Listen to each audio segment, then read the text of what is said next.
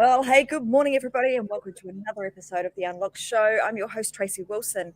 My pleasure to be here with you guys this morning because I have got a super duper treat for you today with one of these amazing guests that I have lined up. As you guys know, we have really top class guests on The Unlock Show, and today is absolutely no exception to that rule.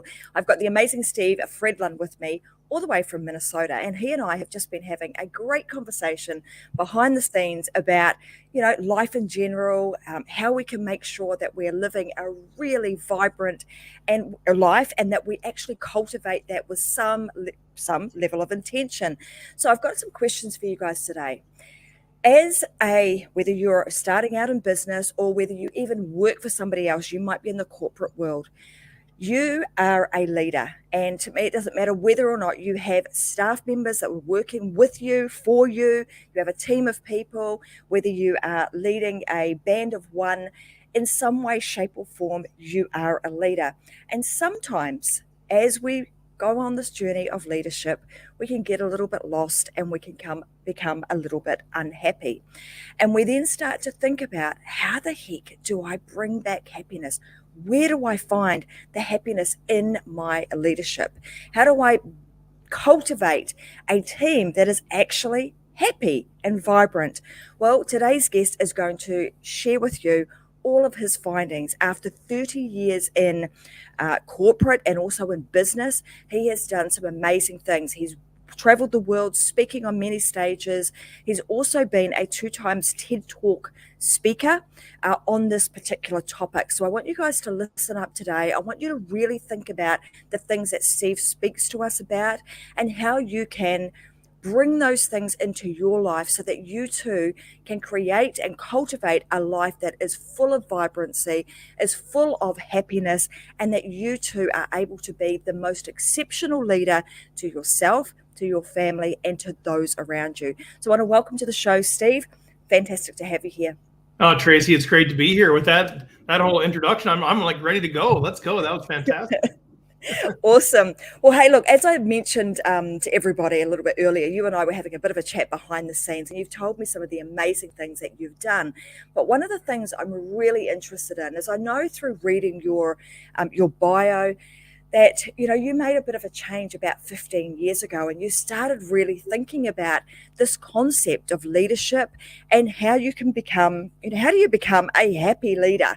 So I'm wondering, what was it that actually sparked that? What was it that took you down the path of thinking, hey, I need to change something here? Maybe I'm unhappy right now and I need to find the pathway to happiness. What happened?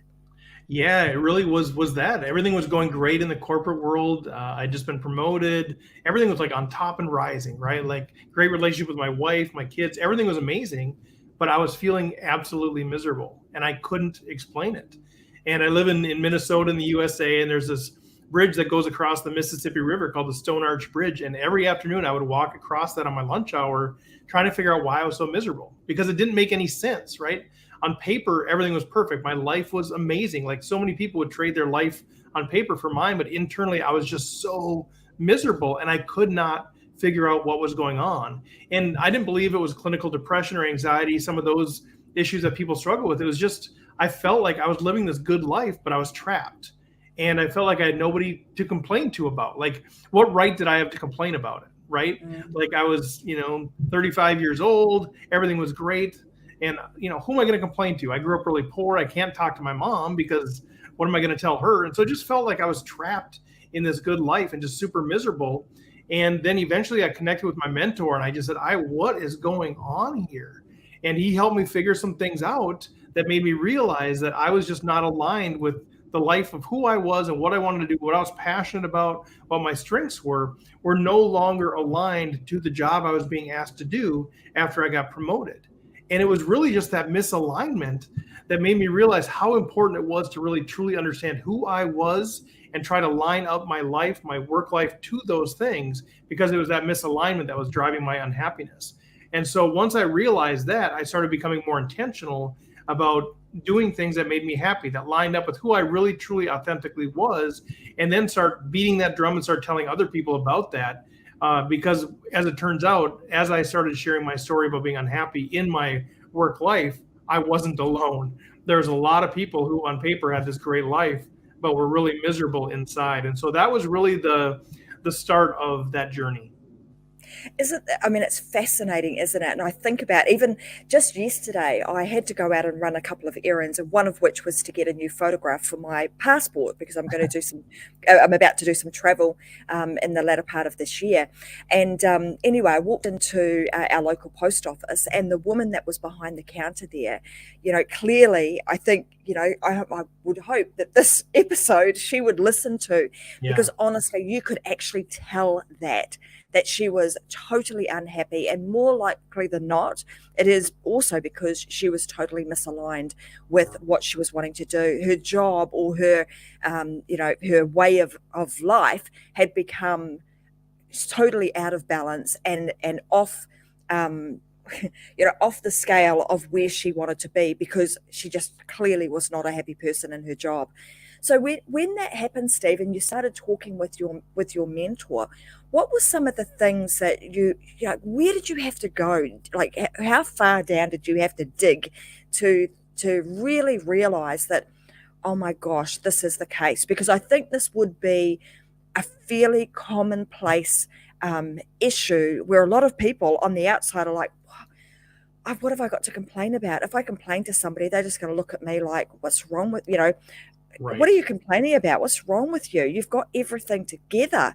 So like you say, on the outside, everything looks just swimming, but on the inside, it's like, I am absolutely drowning here and I don't know where to go. So what were some of the things that he got you to do to really understand that this is the case? It's not because I'm clinically depressed. It's not because, I'm being selfish in this moment. It's not any of those things. It's a pure misalignment. Yeah, and what you said is just, before I touch on that, what you said is so true. It was that layer of guilt on top of this. What right do I have to be unhappy? There's that piece that just made it so difficult. American, middle-aged, male, educated, with every opportunity in the world, and I'm still miserable. So that added a layer of unhappiness because I couldn't understand it, and I felt guilty that I was unhappy. But the interesting thing is, in this particular case, and I've had some other issues we've had to dig really deep in, but with this case, it was literally like 15 minutes. Literally, like I would go across every day wondering why I'm so unhappy. I finally called him. I said, we need to get together. He luckily canceled his meetings. We had dinner. And within 15 minutes, he had this thing basically figured out, because it wasn't that complicated from an outsider's perspective. What he did, and he was actually a professor of mine when I went through my MBA program, my Master's of Business Administration. Mm-hmm. And so I reached out to him, and he said to me right away, he said, okay, well, you just had this big promotion. Now, do you remember when we did the Strengths Finders assessment? It's like a personality test, only it's really based on your strengths. And I said, I do remember that when we went through the program. He said, what were your top 5 strengths? I said, learner, relator, achiever, strategic, and self-assurance. And I think he was very proud of me for remembering those. But I'm like, I remember those. He said, okay, now before you got the promotion, give me a 0 to 5 rating on how much you were utilizing each of those strengths on your job. And they were all like 4s and 5s. He said, now, since you've been promoted, and the promotion moved me out of an individual contributor into more of a management role. He said, now, since you've been promoted, how much are you utilizing those strengths? And they're like 0s and 1s. He said, this is not that difficult. What's happening is that you are no longer lined up with your strengths. You are actually grieving the loss of utilizing your strengths. You're now being asked to do things that you aren't wired to do and that you're not passionate about and that aren't your strengths. And it was very clear. I'm like, how could I not see this? How could I not see this? Because I got hung up on a promotion is what you are supposed to do, right? That's what you should do. That's the default, right? You go into the corporate world, and what you should do is you should work really hard, and then you should get paid more money, and then you should get promoted, and then you should work really hard, and then you should get promoted. Like this is what you should do. And the problem is I got hung up on the should, right? I let people should on me, if you will. I said S-H-U-L-D. But, and so I followed the right way to do it, the way that I should do it, and it made me miserable. And the reason is because that promotion made me misaligned from my real strength. So in this case, he saw it right away, and I was like, how could I not see this?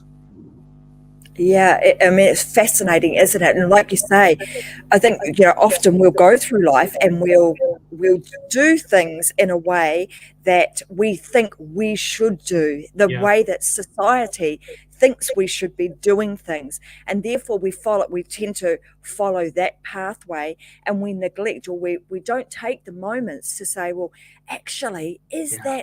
is that pathway going to take me off track to my true self, my true calling, the innate strengths that I actually Hmm. have? And if I could only recognize those at every move I make, oh my gosh, what a completely different life you would create.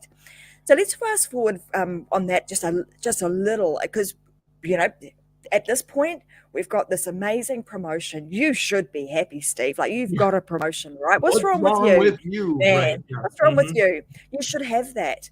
So how did you now navigate your way out of that? Because you touched on that piece of guilt, Yeah. because once we've sort of grabbed onto that element of guilt, and we've layered that all over us, and we've said, oh my god, I feel so guilty, now you'll be thinking, okay, how do I get out of this? Because now I've only been in this job for a short period of Yeah. time. I'm gonna I'm gonna let people down. What are people going to think of me? I feel guilty. How did you navigate your way through that? Yeah. I did something incredibly countercultural. I went Mm-hmm. to my boss and I said, "This job is not for me," and I apologize that I thought it was. I thought I'd be excited about this. I'm grateful for the promotion, all of those things, but this is not who I am. I'm going to be much more valuable to the company as an individual contributor, as somebody who solves complex problems but doesn't have the responsibility for managing people. I think you're going to see more value, and that's frankly the reason why I got promoted, is because I was able to solve these really complex problems. So you have success, and they promote you, and it was very humbling to do that. They were at first sort of very, very, very surprised, right? Because who turns down a promotion? They'd already made all the announcements, like it's all of this stuff, But I said, I'm not going to last here. I can keep trying to fight through this thing, but honestly, in another month or two, I'm going to be looking for another job, because that's it. And, they didn't want to lose me as an employee. And so it worked out that just through communication, and honestly, just being frank with them and saying, this is not who I am. I appreciate it. It doesn't mean I'm lesser than, and they were graceful about that. But just, Mm-hmm. yeah, just said, I want to back out of this promotion. And Yeah. yeah, it was a very countercultural thing to do, because who does that, right? Like, it was significantly more money. It was the next level of bonus pay and all of these accolades that come, and the recognition that comes from being at this certain level, and you have an office, a bigger office, and all this stuff that I thought I cared about. But when I was miserable, I realized that stuff I don't. Yeah, if all things equal, I would like more pay and more benefits and more Mm-hmm. bonus and a bigger office. That'd be great. But all things weren't equal. I was miserable, and so my choice was either suck it up and try to fight through it and try to morph into being somebody I wasn't, or just say, "Yep, it didn't work." And so And the way I it's navigated out of it was just letting them know, and then we reverted back to the position I'd had prior. and I think there's some real courage that you would have had to have found to be able to have that kind of conversation, and I applaud you for actually doing that. I'm interested, because there'll be a lot of people obviously that will be potentially listening to today's show and thinking, gosh, yeah, I'm not real happy with my job, or I'm not happy in some area of my life. So in your experience now, I would imagine that there would be times where the unhappiness doesn't always manifest itself necessarily it might manifest itself and start at work, but it starts to seep its way into other areas of life. And we may not always attribute that unhappiness to maybe our job, maybe the leadership role that I'm in, or how to get out of that, because we've now seen it pop up maybe in your personal life. What are some of the things that maybe you saw that happened firsthand, or that over time now you've seen this happen with others, and then it's been brought back to actually that's the problem? Yeah, I think if I understand correctly, yeah, I mean, sometimes it's the stress and the struggle at work and the misalignment at Mm, work that then causes the personal life, and sometimes it's the other way around. It's the yeah. misalignment in our personal lives. We end up working with an organization that we don't align to, or we're in unhealthy friendships, or whatever it might be, and we might not even recognize that that's the issue, but it's sort of taking this toll on us. And then, yeah, It's all, even though we do these different things, I use the analogy of Jeeps, right? We're in different Jeeps in different parts of our safari in our life. We have our work Jeep and our personal Jeep and maybe our volunteer Jeep and our hobbies Jeep, but they intersect, right? They all impact each other. And so, yeah, I see this creeping in. And I think the biggest issue that I found with people that don't really understand what they're going through and why they're unhappy and why they're miserable, and like the person at the post office, maybe they know they're miserable, maybe they don't. Maybe they can't figure out why. Maybe they think it's the job, but it's not really the job. Maybe the job is perfect for them. It's something else that's going on. And I think the biggest issue is that a lot of people, most of us, don't have clarity on what we really want out of life and what really alignment even is. When we say, okay, well, what do you want? What are your strengths? What are your passions? We don't really know. And so I think what happens is we don't know. And so we just have to get lucky. Right? We just have to kind of get lucky that things are aligned. And when they're not, we're miserable. And we don't really understand what's driving that. We don't really understand that it's misalignment because we don't even know what we really want. We're just kind of miserable and we don't get it. And we don't do the hard work of figuring that out. So I think for me, the biggest takeaway is clarity, clarity, clarity. I think, until we really know who we are, who we authentically are, what we really want out of life, what we really want out of our job or our friendships or whatever that might be, we're just sort of hit or miss. We don't have a target to actually be intentional about. And so I think that's the missing piece for a lot of people that I've talked to that are miserable. They come to me and they say they're miserable. And I say, well, tell me a little bit about what you want out of life. They don't know. And that's not a judgment. It's just the reality that most of us don't really know what we want out of life. Or they say something, I just want to be happy. Well, tell me what is happiness to you? Especially, in the small business world, I work with a lot of small businesses. I say, well, what do you want out of your small business? Well, I want to make more money and spend less time doing it. Well, then I ask the next set of questions and they can't answer it. What does that even look like? I don't know. What is your ideal schedule? What do you want? I don't know. Well, then you're just sort of, you don't have a target to try to make decisions based on. And so you're just kind of trying to get lucky and hopefully alignment finds its way to you. It's fascinating, isn't it? Excuse me, that we have these, these beautiful lives. And we were talking about this a little bit earlier, that, it's not until we get a little bit older, I'd say in our 40s, that we start thinking, oh my gosh, where we thought, looking back, life was such a long, beautiful life you're going to live to your 80 odd. You get to 40 and you start thinking, gosh, time is ticking. And really, when you look at things, time goes really, really fast. So and if we think about the number of people, like you're saying, the vast majority don't have clarity, what sort of questions can we start asking ourselves to find some level of clarity so that we can understand and start moving forward with intention, so that we can start creating a life of intentional being and vibrancy? How do we actually do that? What questions can we ask ourselves? Yeah, I think there's a lot of things that you can do. There's a lot of personal coaches. I've done some of this and kind of ask the right questions, but part of it is really understanding who you are. First of all, who are you? What do you want out of life? Where do you want to go? How do you want to get there? What are your values? What are those things that you really truly value? Where are you trying to go? What are your goals in life? What are your objectives? One of the questions might be, 40 years after you pass, how do you want people to remember you? And there's no right answer. The only right answer is whatever you choose there to be.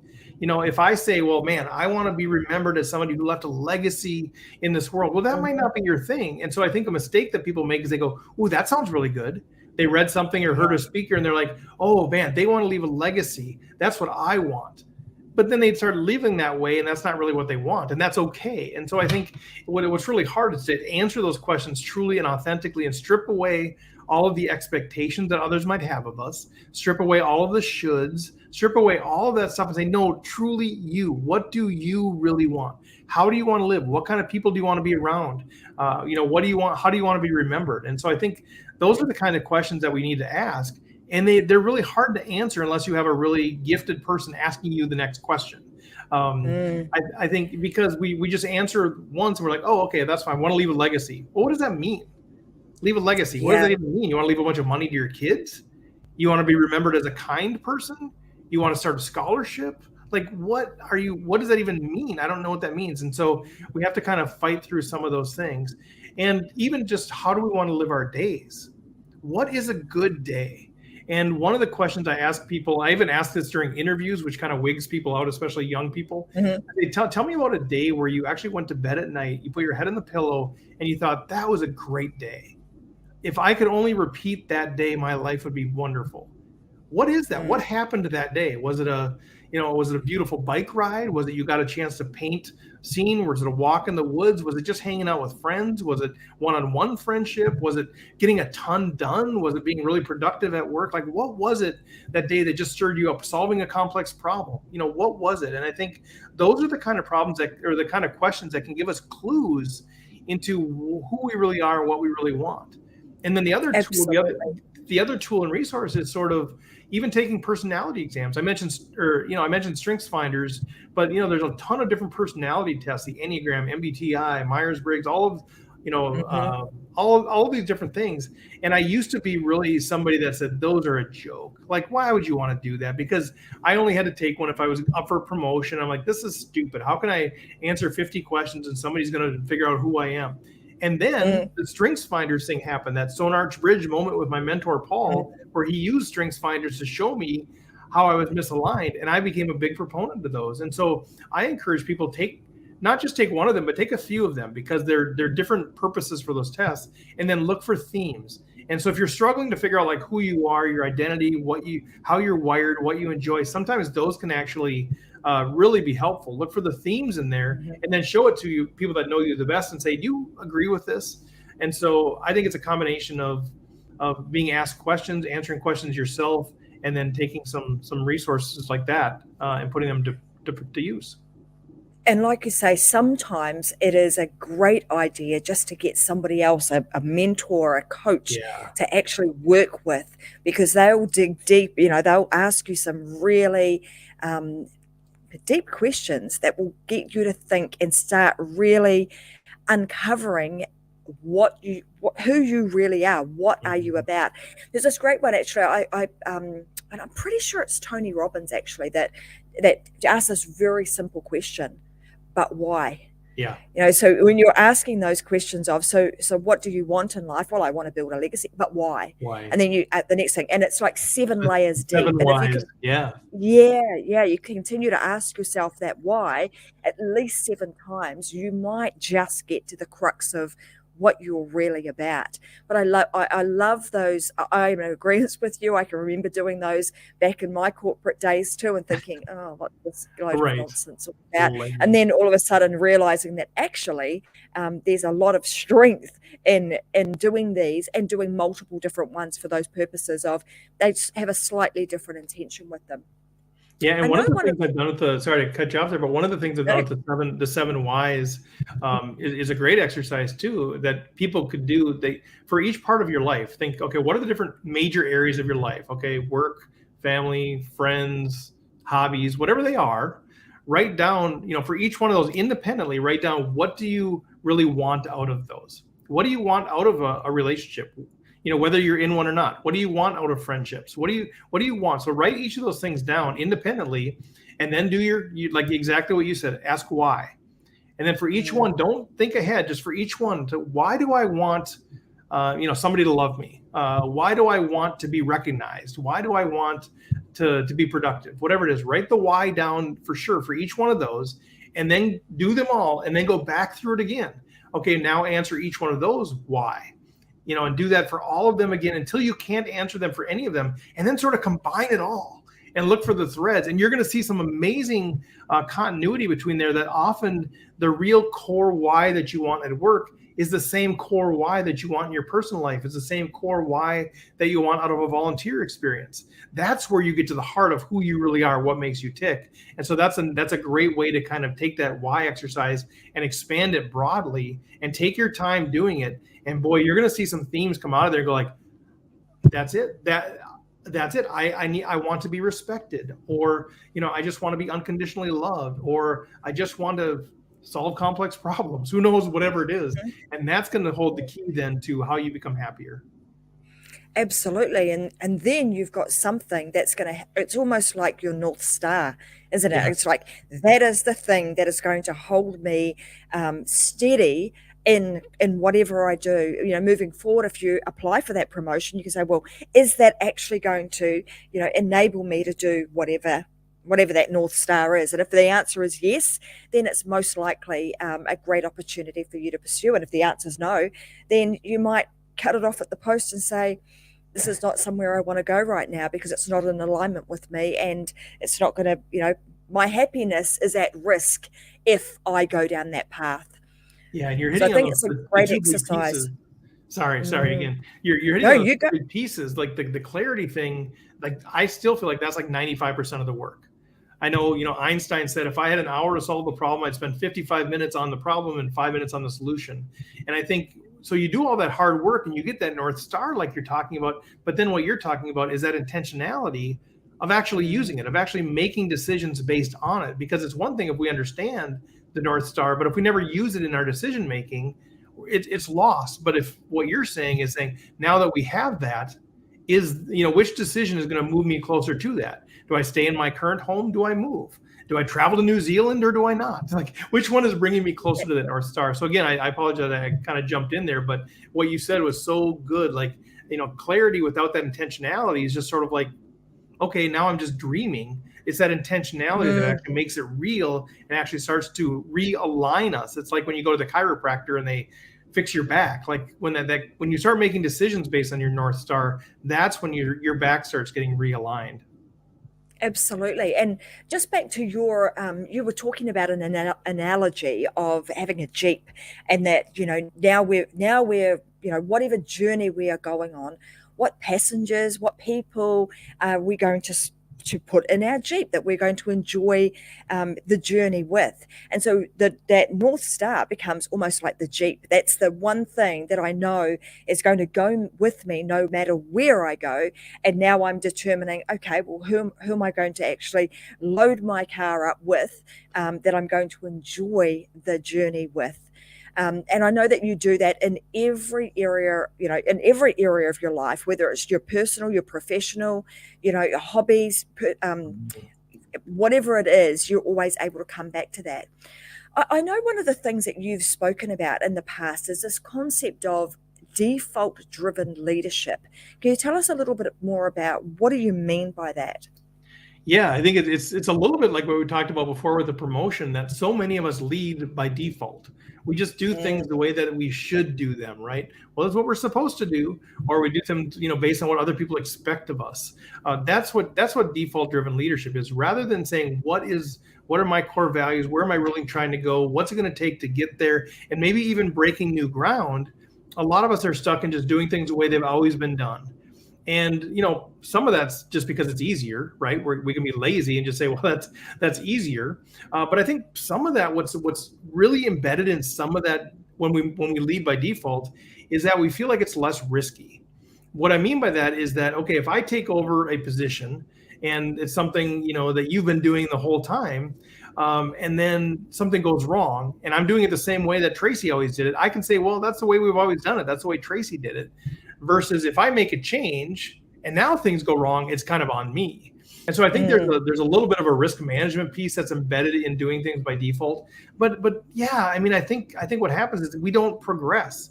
And a lot of times we are hired into leadership positions, or we start a company because we can take things to the next level. They don't want us to do things the way they've always been done, but we get caught up into doing that. Either we get busy or whatever it is. But I think there's so much pressure on us to do things the right way, the way that people expect of us. And I think that's what dampens growth. That's what dampens creativity and innovation. And sometimes it's frankly just because we're too busy, right? We haven't actually equipped our leaders to have the time necessary to be innovative, to be strategic, to be visionary. And so they get caught up just doing the day-to-day stuff. So for whatever the reason is, that's what I mean by default-driven leadership. And I use the analogy, it's like, we lead like we're choosing toothpaste, right? Mm-hmm. Or we, like, because, who chooses their toothpaste? Most of us have never really done like a deep dive. What toothpaste tastes the best and which one is the most effective? We usually have our toothpaste based on what we grew up with, or what our, if we, our roommate or our, whoever we're living with, whatever they use. most of us haven't done it. And so we just use whatever toothpaste is out there. We don't really care. We grew up using Crest, so now we use Crest. And I think sometimes we lead that same way. We just lead the way it's always been done. And it's just lazy. And frankly, we end up misaligned a lot of times because the way that they did it before isn't really what we're about, but we're doing it that same way, and now we're misaligned, and pretty soon we become unhappy, pretty soon we become miserable, pretty soon we lose our job, or we take it out on our employees, or something just goes off, and things are just not happy and they're not productive. I mean, interesting analogy around the toothpaste, and that's dead right. You do tend to do things because they've always been done that way without really taking the time to think about what's actually best for me.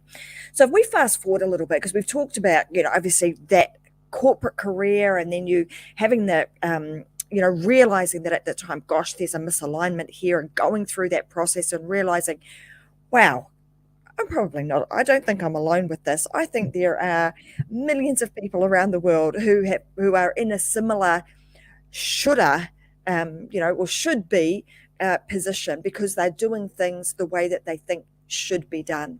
Mm-hmm. When you started making this change, what sort of things started happening in your life? Yeah, I became happier. I mean, that Wow. thing that happened, so taking that position, and then ultimately I left the company, not because of that, but I went to a different company, and I was always in these roles where this is what I want to do. I want to solve complex problems. That's what I love doing. So I would pass up on different opportunities for the ability to solve new problems, the ability to do a lot of different things, because I'm a multi-passionate person. And so what it did is, once I came to that realization that this is who I am, and I didn't need to apologize for it, this is who I am. I'm not going to become an executive Fortune 500 leader. I'm just not. I don't want it. Even if I could, I don't want it. And so it sort of led me down a path of making more intentional decisions around my career. And that's what made me happier. And then eventually I did leave the corporate world altogether about 4 years ago. I just said, this is not who I want to be. And so I left that, gave up, a nice career to do something that I really felt like I wanted to do with people that I felt like were more aligned with who I was. For many years, I kind of felt like a poser a little bit. And I had a great corporate career for 25 years, but I never really felt like these were my people. I'm from a small town. I'm a very rural person. My wife and I are sixth or fifth generation in the same small town. Our kids are sixth generation. I just love small town people. And so I just started my own business to work with small businesses. That's what I called it, where I'm just working with solopreneurs, mom and pop shops, these people that are just kind of, they're the lifeblood of their communities. They're the people that live there, work there, eat there, play there, volunteer there, raise their kids there. These are my people. And so I gave up, what I was supposed to do for something that I really wanted to do, that I really felt connected with. And it's just made me happier. And so the biggest change that I would say I've seen in my life is that I'm happier. I'm making less money. I'm working more hours, but I've never been happier. So, that's not everybody's secret formula, but for me, that was what took priority.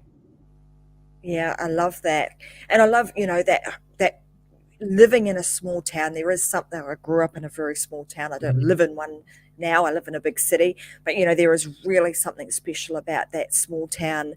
Having the community around you and being able to give back to that. I know you give back in a much, much bigger way too. I know that, over time, you have been taken to places like Rwanda to do voluntary type work. Tell us a little bit about that and how that all came about, and why you're so passionate about working community, obviously, as solving complex problems, but also doing that in such a way that it involves a community. Tell us a little bit about that. Yeah, it sort of touches on the two things I've loved doing my whole life, which is solving complex problems and building community. I love both of those things. And so Rwanda was right in the focal point of that, because, what's more complex than bringing a small area of rural Rwanda into self-sustainability? That's a very complex problem. So I started a nonprofit back in 2009 with the idea of a couple of things. One is, how do we unite the people of East Central Minnesota? How do we get them to work on the same page, to work to something towards something bigger than themselves? Because there's a lot of divisiveness, politically, spiritually, regionally, education. Everybody has different perspectives. So a lot of disunity. So one of the things I wanted to accomplish is, how can we give us something bigger to work on, where we can maybe let some of those other things fall down because we're all on the same page. We're all working for the children of this one area. So that was one thing. And then I was trying to, move this area of remote northern Rwanda into self-sustainability. And so that was the idea, that East Central Minnesota would unite, would respond, would finance the transformation of this area of northern Rwanda. And so there's a long story of how I kind of got involved in that, got passionate about that. But I fell in love with this idea, and then I went to Rwanda for the first time in 2009, and it changed my life, radically changed my life. And a lot of people will say that, and it did for me. And I fell in love with the people. I fell in love with the idea. I fell in love with the impact. I even fell in love with the idea of the questions that it brought up in me, questions of, how can we be on the same planet? Because I would go there, and I'd return from there where they have no electricity, no running water, AIDS is running rampant, all kinds of issues. And 2 days later, I'm sitting in a grocery store that's air conditioned in Minnesota, and there's a whole aisle dedicated to chocolate chips. How do I reconcile that in my brain, that this is the same planet? And so I even love that those questions were pulled out, into me. And so I fell in love with that. And then I've gone on a total of 4 trips. We've taken 4 different teams over there. We've raised over $3 million without ever having any paid staff, no overhead, no major donors. I'm really proud of that. And we've just seen the absolute transformation of that area. And they have now moved into self-sustainability, where there's no more funding going into that community at all. They're fully on their own. And it's something I'm really proud of, something I'm still very passionate about. And those experiences will be with me forever. Well, firstly, congratulations, and I take my hat off to you for really being instrumental, or the person who really took the reins and brought your community together to actually go and help another community. But isn't that fascinating? That I know one of the things too that you talk about is this power of the shared, power of shared passion, and utilizing that to get everybody together, bring them on that same page, and then almost had to export them into a completely different world and say, it's almost as if it's a different world, right? Let's go and do something over there, and when we come back, it brings this different level of appreciation, I would imagine, for where you are now. So when you did that, as far as, this concept of the power of shared passion, but then also overlaying this concept of leadership, because as you being the leader that's taking these people there, each and every one of them, individuals, would have had some level of self-leadership to have been able to get up, get going, get themselves over there, and actually do what they needed to do in such a unfamiliar territory.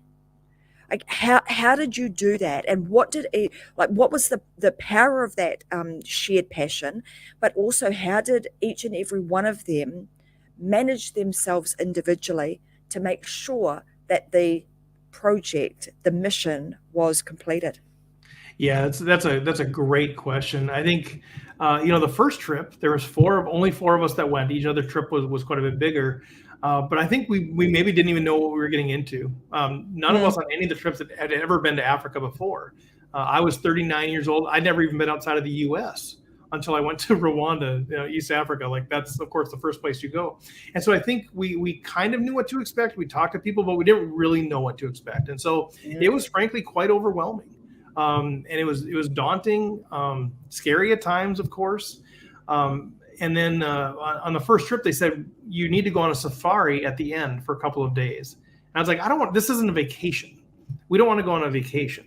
They said, you're going to need the 2 days just to sort of get into a different mental state and transition back and team build and all those things. So we did that, and that's been a key part of all of this. But I say that because the first time was just, I don't know. Like, this was crazy. It changed me. It impacted me, all of those things.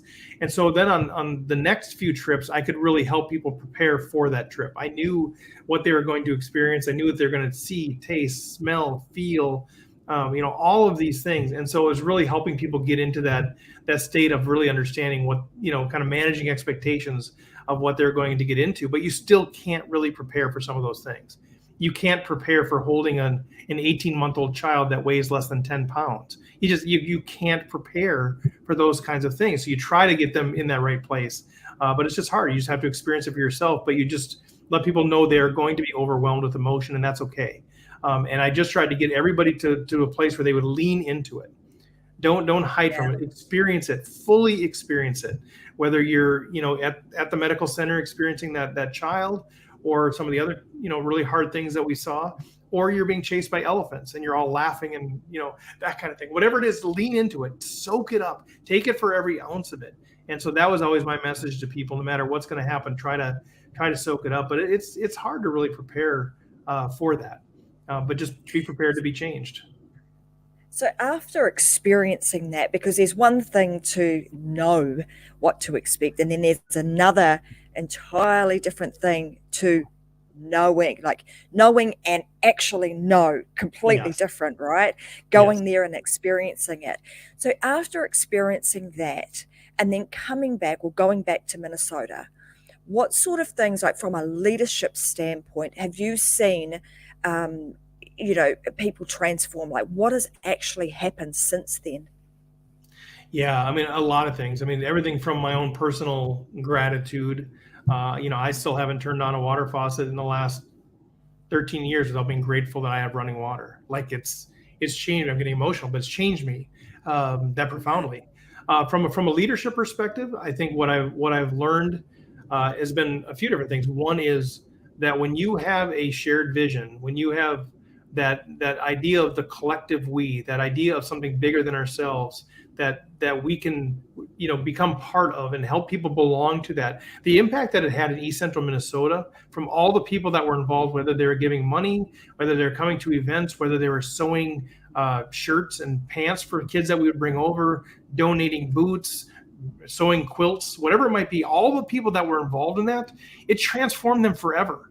I mean, we could only bring 10, 12 people on every trip, but there was hundreds or thousands of people that were involved. They walked through the exhibits that we would bring in, and they were forever transformed. And so what I learned about leadership is, you can bring something to people, and when you give them the power to see something bigger than themselves and to actually help them belong as part of a community, to really feel like they're part of something bigger than themselves. And that's a message I heard over and over and over again, because we didn't want major donors. That was always the thing. No major donors. I didn't accept major donations.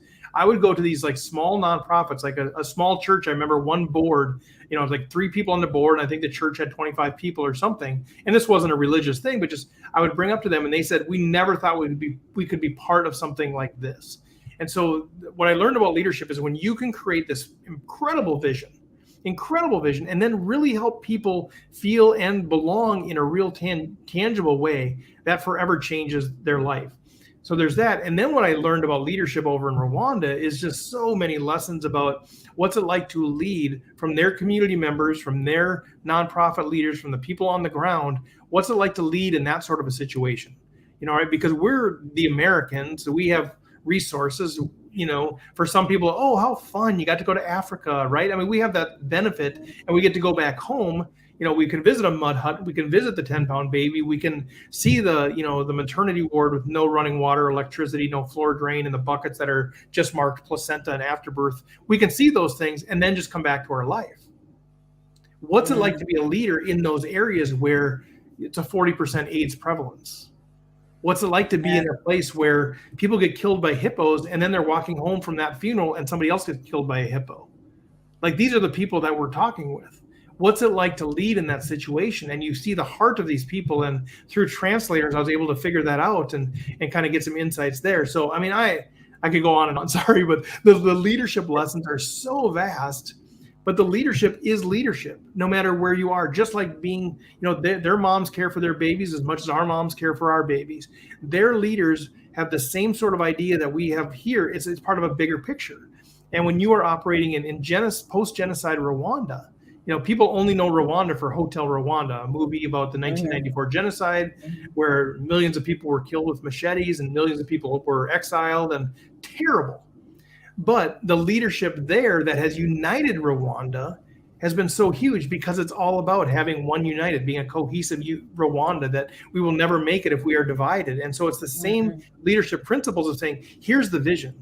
We have a vision for one Rwanda, and getting people to buy into that and be part of that, and realize that if they have a calf to give, if they're a Hutu family, to give it to a Tutsi family. Like, that's the kind of programs they have, that if they do that, they are being part of this restoration of Rwanda. And so it's the same leadership principles of powerful, compelling, clear vision, and helping people belong and be part of that, and really feel connected into that. Leadership is leadership. It's the same sort of thing, but just in very different applications. Sorry, I could talk for hours. So you'll have to. I mean, and I could too. I mean, I would just love to listen and hear about the lessons, and it's often those lessons that we learn, but how do we now translate those back into, because like you say, completely different world. They are total worlds apart. How can I possibly be in, my hometown, where I walk into a supermarket, it's air conditioned, I can go home, I can turn the tap on and running water happens, but yet I go to Rwanda and none of that. It's like, why do they not have this? How can this even be possible, that I can have this and they don't have any? But yet there's something very common about both situations, and that is, it doesn't matter where you are, that you need to have strong leadership to help guide and bring a community together and unite people together, because like you say, we are much stronger as a united force than we are divided and fighting and all sorts of other crazy things going on. You can really start to make some real difference and some change in whatever it is that you're doing.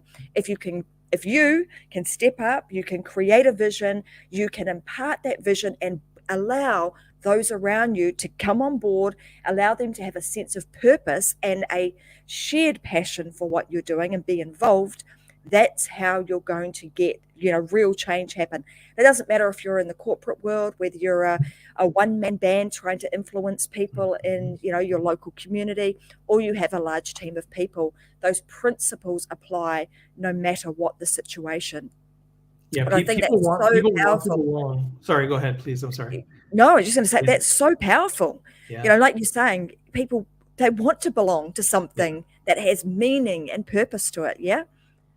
Yeah, I mean that's it. We all want to belong, right? I mean, the U.S. show Cheers from years ago. We all want to be Norm. We walk into the bar and Norm. We all want to belong. We all want to be valued. Yeah, everybody knows your name. You want to be valued. You want to be part of something bigger. That doesn't change on where you live. Now, what the difference, I think, is that in Rwanda, it's life or death. Like we all need to be on the same page. We all need to work together. We all need to go to market. We all need to trade our chickens for our cassava. We all need to do that. We don't have the luxury of having disunity in Rwanda. Like they need to. It's a matter of survival. In the US, it's not a matter of survival, right? We have the luxury where we can disagree with everybody, right? So, that's why I think we see more of the disagreement. If it was life or death, we'd probably be more unified, like we were in 9/11, or whatever country has those events that sort of happen. But I think that's where, but we crave that. We crave unity. I think most of us crave unity. We crave a sense of belonging. We crave a sense of community where we are part of something bigger than ourselves, where we are all on the same page. And I think the leaders that can figure that out and actually apply that to their businesses, to their nonprofits, to their hobby groups, to their associations, they're the ones that are going to get momentum. They're the ones that are going to see success and productivity and engagement and retention. Those are the people that are going to do it. And that's why I'm pretty convinced that the greatest corporate leaders, the greatest business leaders are going to come out of the nonprofit sector. I see this already, because when you are leading a nonprofit, you don't have the same levers that you have to pull in the corporate world. You can't say, oh, I'm going to pay you more, I'm going to pay you less, I'm going to fire you, I'm going to whatever. All you have is vision. In most nonprofits, all you have is vision. You have volunteers. that are working hours. You have volunteers that are giving money. You have to lead with vision. If the inside of the corporate world, inside of the business world, small business, entrepreneurs, if you can figure that out, if you can start to apply those same principles that nonprofit leaders apply that don't have those other levers, man, that's gonna you're gonna go gangbusters, because now people feel like they're part of something bigger than themselves, and they are. And you continue to affirm that time after time, and they are going to give more than they have to. Even if you're paying them, they're going to give more. And not only are they going to give more, they're going to tell everybody about how amazing their experience is and that they're part of something bigger. And you're going to have people knocking down your door to say, how can I work for that company? Because I want to be part of something that big. Yeah. And coming right back to, where we started, which was around, really understanding what is it that you want. And when you start employing people or bringing people on board who actually know what it is that they want, that they are in absolute direct alignment with your vision, with your mission, and they are going to be in there, boots and all, ready to go to do whatever it takes to bring the vision to life, because they've brought into it and they feel that strongly about it. Before we sort of wrap up today's show, there's one other thing that I wanted to ask you, because I know you talk about this too with your audience, and you say you're not the ball. What do you mean by that? Yeah. So where's my tennis ball? I usually have a tennis ball sitting right here. Yeah, you are not a ball. And I think a lot of us live our lives and we lead like we are a ball. And what I mean by that is a ball cannot do anything on its own, right? If you set a ball on a stage, you set a ball on your desk, you hold a ball in your hand, it's going to stay there literally forever unless some outside force moves it, right? The wind blows or somebody drops it or whatever. And I think that's how we sort of lead. We just sort of sit there waiting for the wind to blow in a certain direction. And the good news is that we are not a ball, right? There's this idea of an object in motion tends to stay in motion unless it's moved by some outside force. And that's what a ball is. It just sits there. The good news for us is that we actually have the ability to start, to stop, to change directions on our own. And so I always encourage people, don't lead like you're a ball, lead like you actually have that capacity in you to make directions. We have more control than we realize in our lives to make decisions about who's in our Jeep. Right? We have more capacity to lead the way that we want to lead rather than just by default. And so realize that we actually have this in us. We have that agency to start, to stop, to move directions. We don't have to wait for the wind to blow. We don't have to wait for somebody else to push us or to kick us or for the place to burn down for us to move. We can do that on our own. And so that's a challenge to leaders, to actually take action, to not just sit there and wait, but to be intentional. Yeah, I love that. So I'm going to wrap up today's show and just sort of summarize some of the key points that I think have been really, pivotal in your career, but also so important for our audience to understand. And I think I want to come back to, something we started with, which was around understanding, getting clarity for yourself, like really understanding and taking the time to understand who are you and what do you want out of the life that we have, the opportunity that we've got. What is that going to look like for you? And I'm going to say one of the tools that I've used in the past is even just pulling out a board and pulling out some pictures out of magazines and starting to create by utilizing the concept of a vision board, creating that, getting a picture in your mind about what it is that you want and what makes you tick and what makes you really, truly happy. Get to the bottom of that. Then talking about next steps, building this vision. Because if you've got vision for yourself, I firmly believe then you're able to create a vision for others.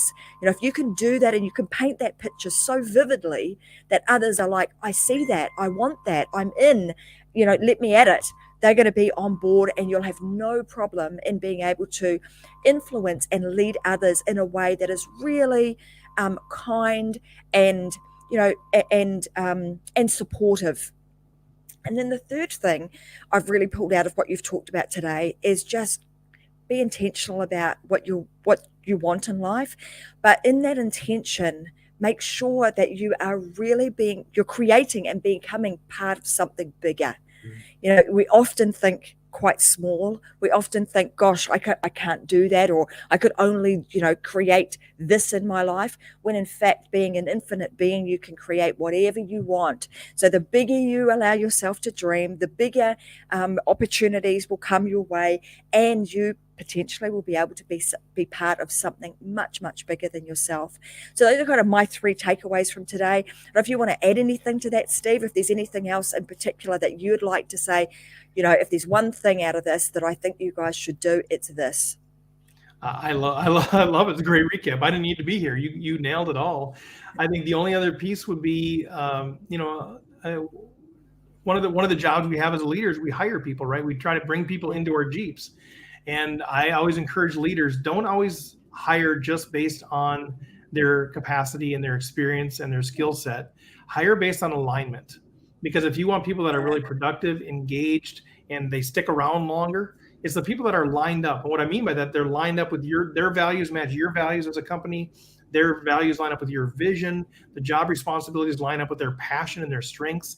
Those things are the most critical pieces that you can do when you're bringing a new peep into your Jeep. So everything you said was spot on. I would just throw that piece in there as well.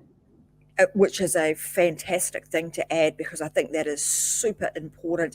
And often as leaders, we are required to employ and bring new members onto our team, and sometimes we neglect to actually ask those questions, because it's beneficial for you as the leader and for your organization, but it's equally as beneficial for that new employee to make sure that they're in alignment. Otherwise, right, like Steve, you're giving them a promotion because you've noticed a particular aspect of their skill set or their behavior, but they're not necessarily aligned, and they'll end up being either unhappy, miserable, or saying to you, hey, this is not a good fit for me. I feel like a square peg in a round hole, and I need to go back to my round hole, please. So that being said, guys, I want to say thank you so much to Steve for being an amazing guest today and sharing all of his wisdom and his experience of, the last 30 odd years in leadership. And I also want to just say thank you so much for really stepping out and doing something for humanity, and really bringing, your community together to actually help another. I think that's, I didn't want that to go unnoticed, because I think that's really, really important. So thank you for doing that. For everybody else who's watching today, thank you very much for joining. We really appreciate you tuning into the Unlock Show. As you know, we go live every Wednesday and Friday at 10 a.m. Brisbane time, talking about all things to do with business, family, and life. In particular, we often will talk about how to create your own live show so that you too can bring amazing people just like Steve to the forefront and to share their knowledge and expertise to be able to help others. So if you want to learn how to do that, then I would encourage you to go and go to tracyandwilson.com and just reach out, and we can have a bit of a chat about that. And if you would like to hear more of, Steve, then I would encourage you to head on over to Steve's website, which I'm just going to pop up onto the screen right now. And if you want some help in really understanding how to become a better leader, how to even kind of unwrap what your special and unique gifts are, then I would recommend that you have that chat with Steve. So stevefredlund.com, so stevefredlund.com. Head on over there and make a time to have a further chat with Steve, and just see where things go. I'm sure that he would love that. That would be awesome. All right. So that being said, guys, I'm going to say thank you very much, and I'm going to see you guys again on another episode of The Unlock Show at 10 a.m. on either Wednesday or Friday very, very soon. Thanks, guys. And as I always say as we tune out with the show, is go and live your life unlocked, because there is just no other way. Thanks, guys, and bye for now.